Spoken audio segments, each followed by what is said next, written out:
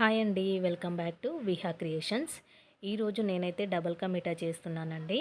ఎందుకంటే మా అమ్మ ఊరు నుండి వచ్చింది. అమ్మ వచ్చినప్పటి నుంచి నేను ఏమీ చేయలేదు. అందుకే ఈరోజైతే ఇలా స్వీట్ చేస్తున్నాను. ఈ స్వీట్ కోసం నేనైతే ఒక 10 పీసెస్ రస్క్నైతే తీసుకున్నాను. ముందుగా స్టవ్ ఆన్ చేసేసుకొని ఒక ప్యాన్ అయితే పెట్టుకోవాలండి స్టవ్ పైన. దీంట్లోకి ఒక టేబుల్ స్పూన్ నెయ్యి అయితే వేసుకోవాలి. నెయ్యి హీట్ అయిన తర్వాత ఈ రస్క్నైతే మనం రోస్ట్ చేసుకోవాలండి. నేను రస్క్తో చేయడం అయితే ఫస్ట్ టైం అండి. నేను ఎప్పుడు కూడా బ్రెడ్తో ట్రై చేశాను. రస్క్తో ట్రై చేయడం అయితే ఫస్ట్ టైం. నేను రస్క్తో ఎందుకు చేస్తానంటే ఇంట్లో ప్రజెంట్ బ్రెడ్ లేదండి అండ్ డ్రై ఫ్రూట్స్ కూడా లేవు. చాలామంది వీటిలో డ్రై ఫ్రూట్స్ వేసుకుంటారు. అవి కూడా నా దగ్గర అవైలబుల్గా లేవు ప్రజెంట్ అయితే. మనకు ప్యాన్లో ఎన్ని రస్క్ అయితే పడతాయో అన్ని వేసేసుకొని అయితే మనం ఫ్రై చేసుకోవాలి.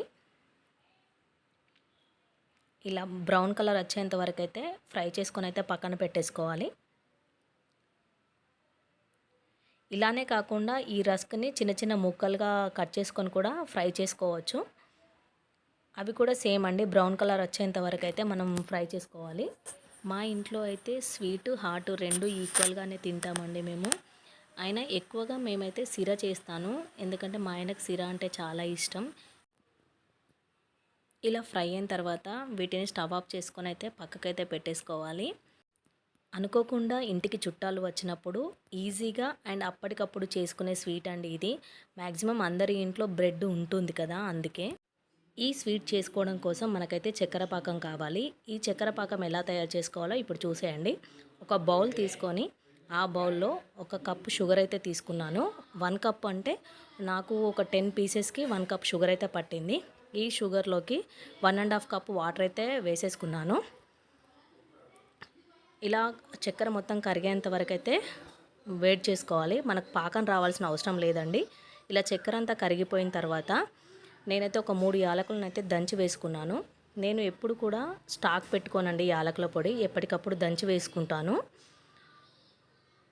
తర్వాత ఇందులోకి ఒక 1/2 టేబుల్ స్పూన్ నేను నెయ్యి అయితే వేసుకున్నాను. నెయ్యి తక్కువగానే వాడుతున్నానండి, ఎందుకంటే పాప తింటుంది కదా, ఎక్కువ ఎందుకు అని చెప్పేసి తక్కువే వేసుకుంటున్నాను. ఇలా నెయ్యి కూడా ఇలా షుగర్ సిరప్లో కరిగిపోయిన తర్వాత వీటిలోకి ఇలా కరిగిపోయిన తర్వాత మనం ముందుగా ఫ్రై చేసుకున్న రస్క్నైతే మనం దీంట్లోకి అయితే వేసేసుకోవాలి. ఇలా మొత్తం పీసెస్ అన్నీ మునిగేంత వరకు అయితే మనం వేసేసుకోవాలి. తర్వాత దీంట్లోకి నేను ఒక గ్లాసు కాచి చల్లార్చిన పాలనైతే యాడ్ చేసుకుంటున్నానండి. పాలు ఎక్కువగా యాడ్ చేసుకోవచ్చు, టేస్ట్ బాగుంటుంది, కానీ నేనైతే ఒక 1 గ్లాసే యాడ్ చేసుకున్నాను. ఇలా పాలు యాడ్ చేసుకున్న తర్వాత ఒకసారి అయితే కలుపుకోవాలి. ఇలా కలుపుకొని ఒక 10 మినిట్స్ అయితే క్యాప్ పెట్టుకొని పక్కకైతే పెట్టేసుకోవాలండి. వెంటనే తినకూడదు, ఎందుకంటే ఈ పాలు అండ్ చక్కెర పాకం మొత్తం పీసెస్ పీల్చుకుంటావి. అలా అయిన తర్వాత తింటేనే బాగుంటుంది. చూసారా, పాలు మొత్తం ఇంకిపోయాయి. చూడండి జ్యూసీగా ఎలా ఉందో, చూస్తుంటే నోరూరిపోతుంది ఎప్పుడెప్పుడు తినాలా అని చెప్పేసి. మా అమ్మ అండ్ మా పాప వెయిటింగ్ ఈ స్వీట్ కోసం. వాళ్ళిద్దరికైతే నేను ఒక 2 గిన్నెల్లో వేసేసుకున్నాను. ఇద్దరికి తీసుకెళ్ళాలి కాబట్టి సపోర్టివ్ కోసం నేను ఒక ట్రేలో పెట్టుకొని అయితే తీసుకెళ్తున్నాను.